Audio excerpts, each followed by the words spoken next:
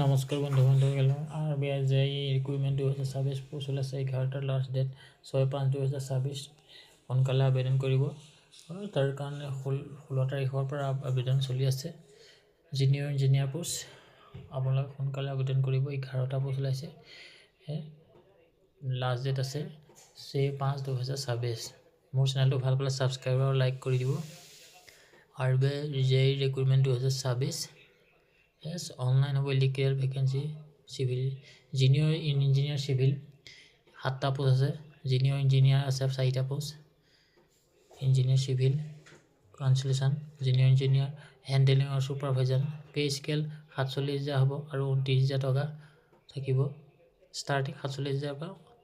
29,000 plus হ'ব তাৰ লগত আৰু এই বয়স হ'ব 20 পৰা 30 বছৰ এক্সিডেন্ট যদি ক্যাটাগরি ওয়াইজ হ'ব SC ST 5 বছর